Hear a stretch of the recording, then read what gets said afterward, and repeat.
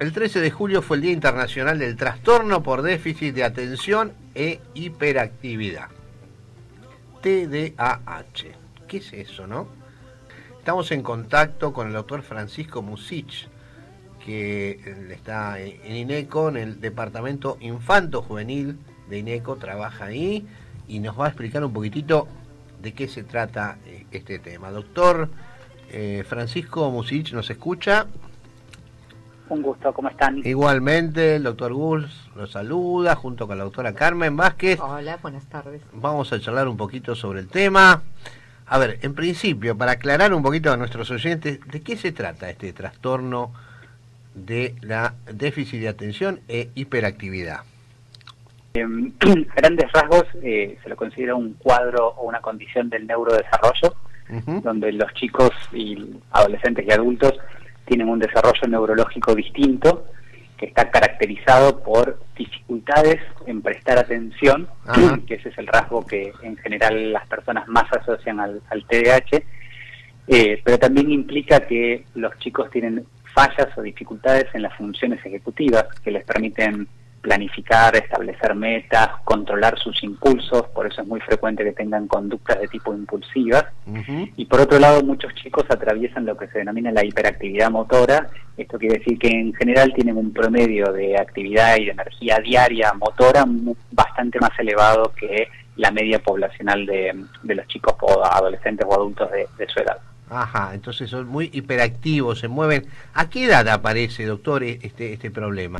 En general, los síntomas comienzan a evidenciarse en algunas personas, en algunos chicos a edades muy tempranas, entre los 2 y los 3 años, cuando la sintomatología es más pronunciada, pero muchos chicos, a lo mejor con síntomas más leves, se comienzan a evidenciar las dificultades cuando ingresan al primario. Esto es porque no hay una única presentación, sino que hay 3 tipos de presentaciones que son las más usuales, que hay chicos que solamente les cuesta prestar atención, otros chicos que solamente son hiperactivos o impulsivos, y hay chicos que tienen las 2 variables combinadas. En general, los chicos con solo dificultades atencionales son los que se suele evidenciar más tarde, versus los chicos que tienen esta presentación combinada o la presentación más impulsiva, que en general tienden a comportarse peor, y eso los papás o los colegios empiezan a referirlos a edades mucho más tempranas, como los 3, 4 o 5 años. ¿Son chicos que se ponen agresivos? ¿Y cómo los notamos? No necesariamente. En realidad pueden tener conductas más disruptivas. Si estamos pensando que se presenta la condición en una forma pura, las conductas que suelen referir es que se paran en el aula, que se dispersan, que hablan con otros compañeros, que caminan, que se paran, que molestan, pero no es que son agresivos per se. Sí es verdad que la gran mayoría, aproximadamente entre el 60 y el 70% de las personas con TDAH, tienen aparte asociada de forma comórbida otra condición, siendo los trastornos de conducta la condición asociada más usual. En esos chicos sí pueden presentarse conductas que sean más de índole agresiva. Ah, perfecto, pero de por sí el síndrome no debería ser o no tiene por qué ser agresivo. Y por supuesto, a ver, la conducta en la escuela primaria, en la casa, ¿cómo se manifiesta esto? ¿Cómo es la relación con los compañeros, con los hermanos, con los padres? ¿Cómo se ve a este chico? Como es un espectro, vamos a tener, como la mayoría de las condiciones en salud mental, chicos que tengan síntomas más leves y chicos que tengan síntomas más pronunciados. En general, lo que comienzan a referir primero las familias y las escuelas es que el chico se mueve mucho, de que tiene mucha energía, de que está todo el tiempo de aquí para allá, de que hace muchas actividades en simultáneo, o que se dispersa, que se cuelga mucho más frecuentemente. Ya en general, cuando empiezan en la escolaridad formal del primario, los docentes suelen referir mucho que al chico le cuesta quedarse sentado, o los papás refieren que no se queda sentado en la mesa, que está como sentado arriba de un hormiguero y que va y se para y que vuelve. Entonces muchos comienzan a referir por eso, y en ocasiones las dificultades atencionales pueden impactar en el rendimiento pedagógico, entonces también muchas veces comienzan a consultar porque tienen dificultades a nivel académico en la escuela. Ah, perfecto. Claro. Perfecto, eso también. Es un trastorno, a ver, que si no lo tratamos, pasa en algún momento o se continúa, se agrava? ¿Qué pasa con estos chicos? Bien. Que uno dice a veces el papá es así, hace lío, qué sé yo, no, y es como que disminuye, ¿no? La posibilidad de que sea un problema grave y lo deja. ¿Qué puede pasar con estos chicos? Bien, como es una condición del neurodesarrollo, es un desarrollo neuromadurativo distinto al promedio de la media. No es una condición que con el tratamiento se cure. El tratamiento es un tratamiento sintomatológico y se apunta a que el paciente la persona funcione lo mejor posible y que tenga una vida lo más funcional posible. Ahora, dicho esto, sí es verdad que sobre todo a edades pequeñas, si yo me cuesta prestar atención, me disperso, la señorita está hablando y yo estoy pensando en otra cosa, eso sí va interfiriendo en el proceso de aprendizaje y obviamente hay edades que son más ideales para aprender que otras.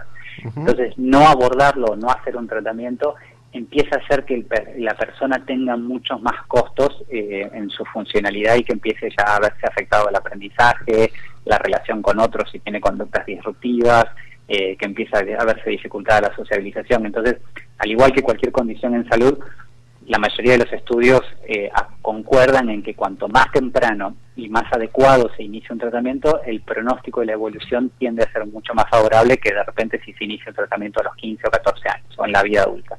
Está. Entonces es importante la detección precoz. Y en general, a ver, usted nos introdujo el tema de la maestra.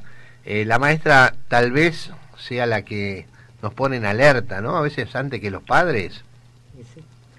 Generalmente en chicos que no son muy revoltosos, que no son muy inquietos o que no son muy despelotados en el hogar, y generalmente son las escuelas los que empiezan a referir que le cuesta quedar sentado, que está disperso, que está como más típica o más coloquialmente se dice colgado, porque sobre todo edades muy chicas, ahí es donde la demanda medioambiental es alta y tienen que estar concentrados y prestando atención, y ahí es donde suele evidenciarse mucho. Por lo cual, en general, las escuelas son una fuente importante de detección y de referencia a los servicios pertinentes, porque muchas veces en los hogares eso no es tan notorio. No es tan notorio.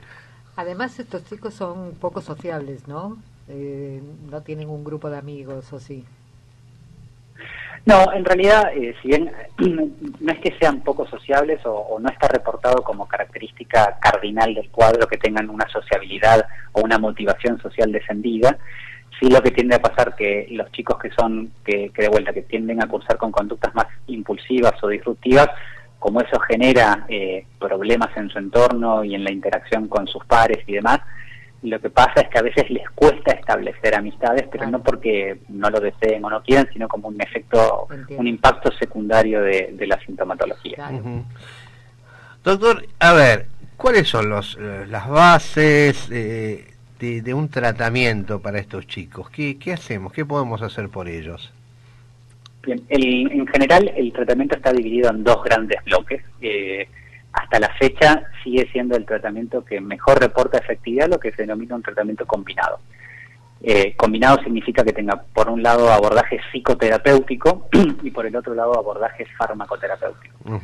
El abordaje farmacoterapéutico, los estudios y los protocolos que más demuestran evidencia empírica son los que se denominan tratamientos cognitivo-conductuales, y esos son los que se trabaja más fuertemente con la escuela y con los padres, más que tener sesiones individuales con el paciente. Después los tratamientos farmacológicos habrá que ver en base a la necesidad y requerimientos del paciente, que se pueden seleccionar distintos algoritmos, pero la mayoría de los pacientes reciben un tratamiento de tipo combinado, farmacoterapéutico y psicoterapéutico. Perfecto. Y con resultados en general positivos.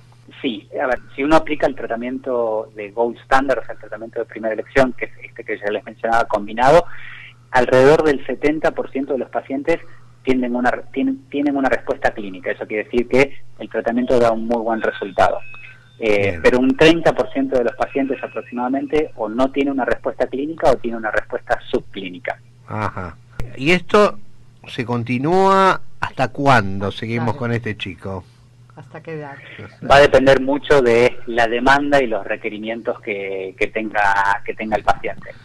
la mayoría de los chicos puede llegar a requerir por lo menos la continuación del tratamiento farmacoterapéutico a lo largo de su escolaridad formal. Mismo algunos adultos continúan con el tratamiento farmacológico en la vida adulta, Sí. pero ya a determinada edad se empieza a trabajar un poco a demanda. De repente hay adolescentes que solamente van a necesitar el tratamiento farmacológico para algunas materias en particular, o con estrategias adecuadas terapéuticas y psicopedagógicas de compensación. Eso hace que a lo mejor uno no tenga que requerir tan crónicamente al abordaje farmacológico, pero en promedio son pacientes que por lo menos de forma intensiva suelen tener tratamiento en la primera infancia y más intermitente y a demanda en la adolescencia y en la adultez. Perfecto. Doctor, ¿hay lugares que donde puede tratarse un chico? Es decir, digamos, todos los hospitales públicos, los centros públicos están en condiciones de tratar a un chico con este problema, o necesitamos un lugar especializado en el tema? A ver, idealmente lo ideal es que sea un servicio de por lo menos haga, si estamos hablando de población pediátrica, o sea, que sea un servicio infanto-juvenil. Eso es deseable, porque las personas que están entrenadas en población pediátrica van a tener muchas más herramientas para abordar versus que si aborda un psiquiatra o un neurólogo de adultos.